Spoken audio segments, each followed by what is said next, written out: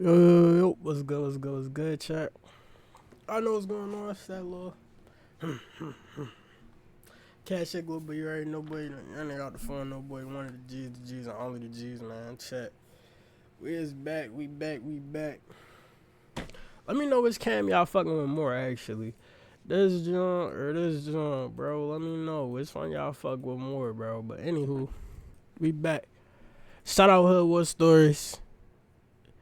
This shit time out. He caught so many bodies, he was a legit nightmare for his enemies. The story of Infant Nightmare. I don't know who the fuck that is. I don't have no idea. Check. This shit just showed up on my suggestion. Let's get into it. Make sure I got that shit ready and use it. Welcome to Hood War Stories. In this episode, I'll be discussing the life of Infant Nightmare. Dante Kennedy was born on December 29th, 1998, in Los Angeles, California. Though, he attended Hillcrest Elementary School. He was raised in the Baldwin Village neighborhood of Los Angeles, infamously known as the Jungles, or the Jays, an urban fortress composed of high-density apartments and tropical vegetation. The Jungles are still unsafe today, but in the early 2000s, it was on another level. Those were the training day days. Guys 20 deep in red on every block, monitoring every car that goes in and out. For a while, it was a no-go zone, as you would enter at your own risk. Young black kids growing up in this type of setting more than likely get swallowed into the Black Pea Stones, the gang that has its area on deadlock. This neighborhood is so deep and active that you basically are a member by living there. BPS recruits heavily, but the actual put-on process is not easy and is selective. Nightmare would join BPS in his early teen years. Infant Nightmare made it a point to be a standout member from jump. He was considered a part of the 10% of gang members who are really active in the field. These are the real line pushers, patrolling the neighborhood and banging on people. Nightmare was always known to carry a gun. He primarily focused on the top shooters from rival gangs and prioritized knocking them off. By the time he was 17, he gained high status and rank within BPS. His earned rank was a combination of factors. Nightmare was super solid and very respected, and was very ambitious to get money.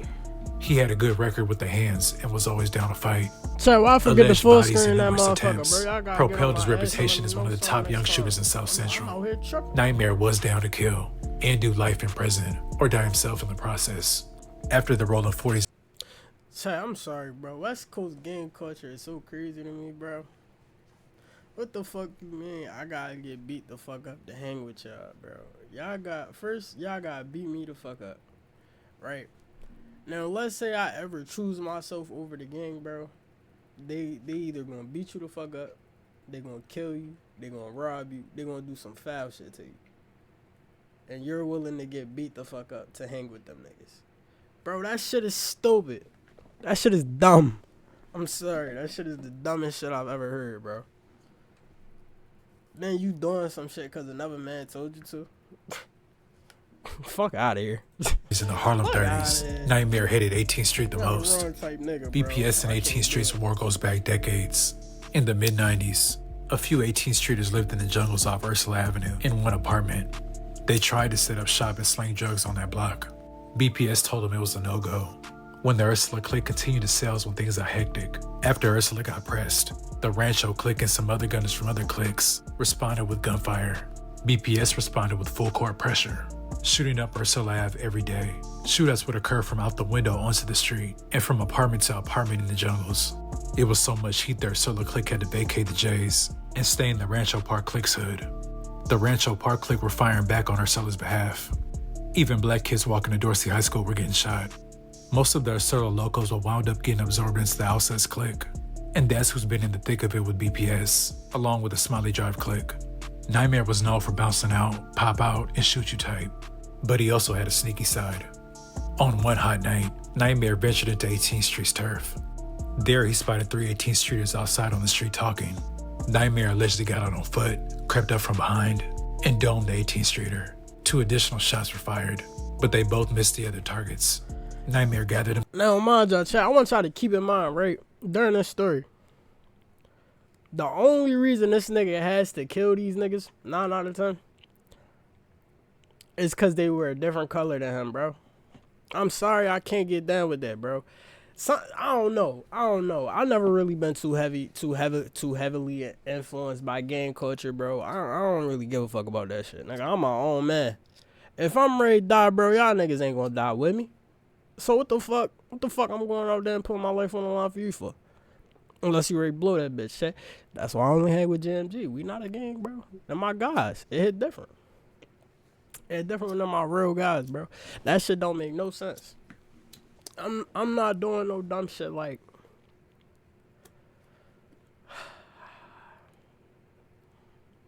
I'm not dying because another nigga told me to. Wallahi. Wallahi. Himself and fled off into the night. The sneak attack was allegedly one of his first bodies, and the 18th Streeters got a clear view of his face. After that murder, Nitemare briefly shifted his focus to another enemy that was in close proximity, the West Boulevard Crips. Allegedly, there was some back and forth dialogue being exchanged on social media. Threats like "you know what it is when I see you" were being sent. And it didn't take long. Nitemare allegedly spots him near the intersection of Crenshaw and Adams. These cross streets is a point of conflict, as multiple gangs lurk near these borders and often are bound to run into each other. After spotting him, Nitemare allegedly chased his victim down in the streets and completed his mission. There's no one Nitemare hated more than the Rolling 40s. In fact, this has been BPS's top enemy for more than a decade, especially among the younger generation.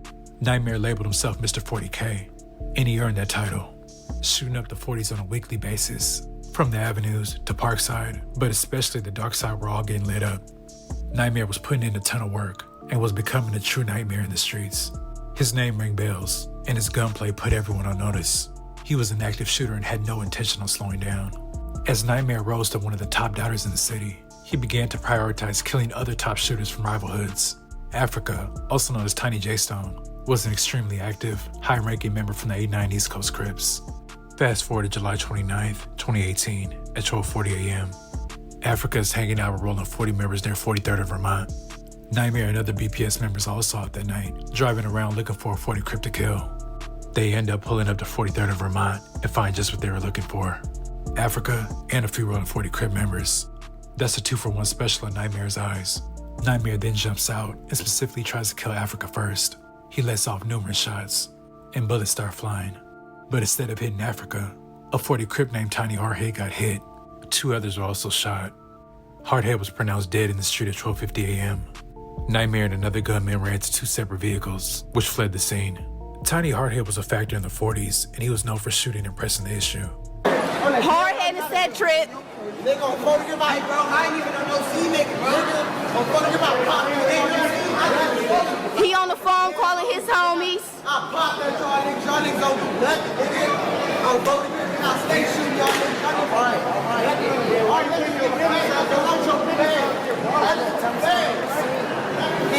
It's 4 of y'all though. It's only 3 of them. Which I need a burner, cuz. We don't got no burner. Let's get our head up, cuz. Originally, when he was killed, there was speculation in the city whether it was the 5 Deuce Hoovers or BPS's work. But as Nitemare got away that night, Africa got a glimpse of his face. Nitemare was wearing a hoodie, and it was dark, but Africa was almost certain it was him. Africa then told the 40s who he thought he saw, and word traveled to the 50s. Tiny Hardhead was deeply connected to the 557s, so both hoods took this loss personally. Retaliation was guaranteed. The Jungles were shot up weekly for almost 2 months. And for good measure, the 557s and 40s also hit up 5 Deuce for a good 2 months also. The results were 3 people dead, but their main prize was still lurking around in the shadows. That's until October 3rd, 2018, shortly after 5 p.m. Nitemare was standing on the sidewalk with a couple brims in their territory. 2 people then walked up and began firing at the group, striking Nitemare and 2 others. Bodies dropped to the ground and everyone tries to flee. Nitemare was taken to a hospital where he was pronounced dead at 5:51 p.m. Rumors spread that the alleged gunman... Shit, like, yo, no, like, bro, in a real way, bro. Why is this shit really, like, bro, this shit's so stupid, bro. Gang. It's crazy, right? Because at 19, your life don't even start yet, bro. Like, your life don't start yet, bro. You're not even, like, a real person. You're not who you gonna be yet, bro. And there's so many niggas out here dying. Young as hell, bro. Young as hell. My age. That shit be throwing me up. Like, my age, bro. And it's like...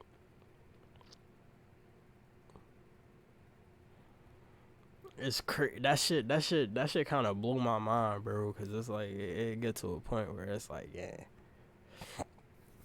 That shit don't even be worth it, bro. What the fuck is you 19 shooting at? You beefing with 30, 40-year-old niggas that been doing this shit since before you was born, bro. And you're going and shooting at these niggas over some shit that got nothing to do with you. You got jumped on one day randomly. Like, and then boom, your whole life allegiance is to some niggas that you really don't know. And what's crazy is these niggas could be the same gang as you, they could be a different gang, it don't matter. But like, bro, no matter what, nigga, when it's you, the gang ain't gonna save you, man. They not gonna save you, man. I ain't gonna lie, like they just not gonna save you, bro. When they get like that, if you do that, if you know what I'm saying, you do that drill and the decks come knocking at your door, you going down, bruh. Then if you snitch, them same niggas is gonna kill you. So it's like, nigga, you just setting yourself up for failure, bro. You that shit some dick shit. I'm sorry, chat. I'm sorry, chat. It's different. I ain't gonna lie. It's different if you, alright, you go to jail, then, you know what I'm saying? Alright. But niggas just be outside free choosing to do this shit, bro. And dying behind it. Cause you wanna look tough and shit. You want a certain lifestyle. Bro, everything that you could get through gangbanging, you get through getting money. Hold on, babe. My boss calling me. Alright, chat. I'm gonna catch y'all on the next one, man. Stay blessed, stay prayed, and stay hydrated.